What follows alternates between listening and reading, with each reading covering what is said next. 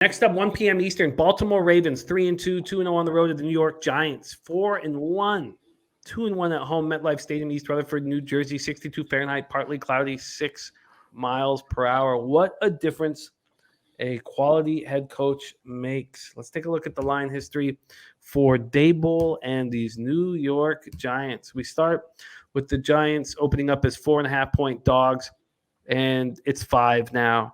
This 4.5, which was a minus 111 a little while ago, is now got up to plus 111. It's sitting at plus 106. So a big move towards the Ravens. From a total perspective, I should say big, but a legit move towards the Ravens.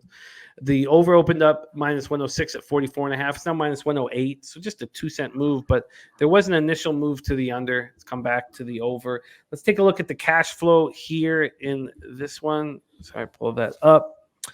Don't Tap Podcast. Great to see you. Let's pull up these cash flow numbers here in this one. Ravens, Giants.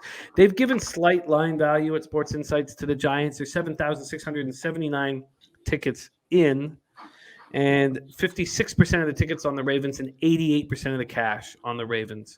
Then you have 71% of the tickets and 70% of cash on the over, but clear move towards the Ravens, who just snapped their 2-game home losing streak with a big 19-17 win over division rival, the Bengals.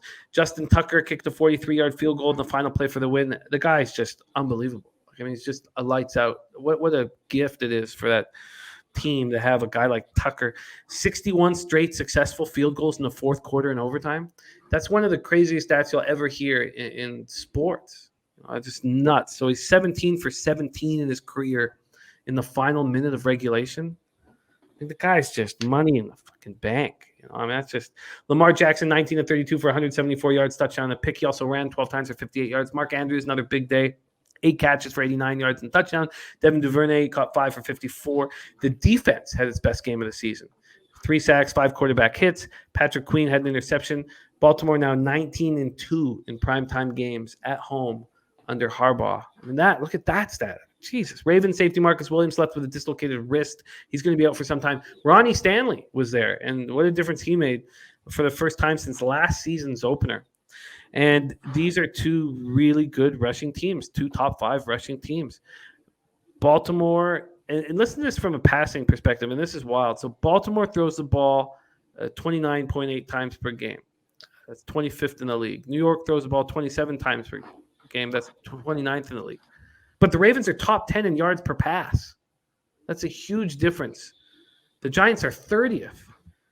The Giants come in riding high after that 27-22 comeback victory over the Packers in England. It's the best start since 2009. They matched their win total from last season, and they scored on 5 consecutive possessions after having a couple 3-and-outs. They were 6 of 11 on third down, and Daniel Jones played very well with the banged-up ankle. It didn't seem to bother him. 21 of 27, 217 yards, ran 10 times for 37 yards. Saquon Barkley, 3rd consecutive game with more than 100 yards from scrimmage. Slayton, 6 receptions for 79 yards. I mean, this wide receiving core is so beat up. They needed him badly. And they completely shut down the Packers in the second half. This defense maybe is legit, although they lost quarterback Adoree Jackson to knee and neck injuries. And Leonard Williams was inactive with a knee injury, and they still look good. Can't wait to hear your breakdown here. This one's going to be fun. Ravens, Giants.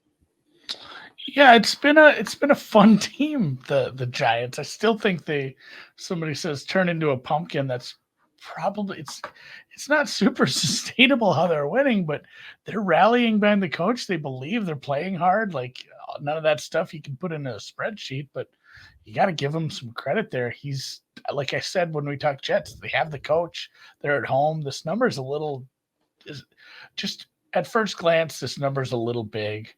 But if the Ravens win, the Ravens truck. Like if you want to bet the Ravens, just sell this out to 6.5.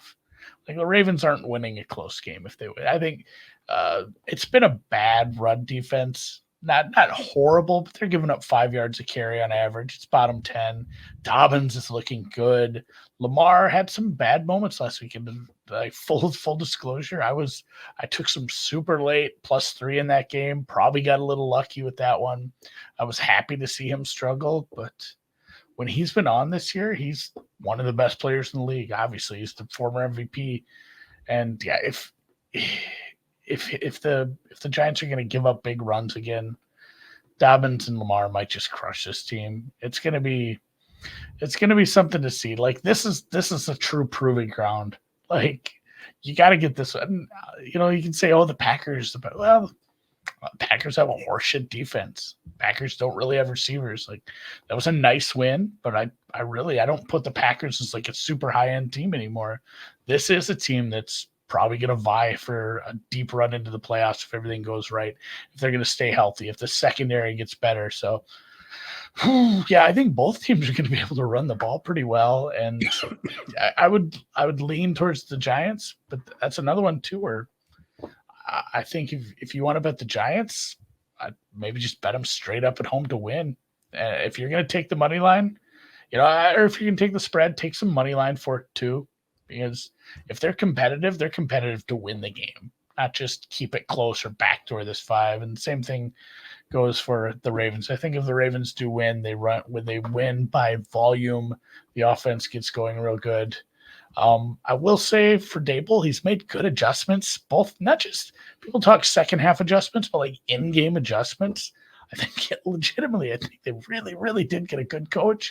They need a quarterback and a few more pieces, and this is kind of a scary team next year. So if they can get some contributions from some of the young players as they continue, like Thibodeau's healthy, and this could be a fun team going forward. I think they may get their ass blitzed this week though. Yeah, I have interest in the Ravens. I'm not sure how to get in. I think the line is very telling. At Bet365 right now, the Ravens are 5-point favorites. So you would think you'd be able to get them first half -3, you know, on a 5-point spread, but not a chance. It's -3.5, and it's -115 on that 3.5. So you talked about Dable's adjustments. They think that the Ravens are going to come out, take care of business early, and that Dable will figure out how to manipulate the positives on his side of the ball and take care of business. DX Filer says 5's always trappy, especially for the road. DX Filer says first half -3 is a better bet, probably. I agree. Birdie says, but Packers on the road with a banged-up quarterback, no wide receivers, and they had to put in Wildcat, and they won. Last week was a statement win, not touching this game, but if Giants get blown out, it means nothing to me. Oh, interesting. And Brooklyn Funk Project says if this stays at 5, that will be his Pub Sports Radio Cappers contest pick. Brooklyn Funk Project having a nice year in the contest. I love it. Interesting. Okay, so move on at this point, but do you have a lean in the total? Lean to the over?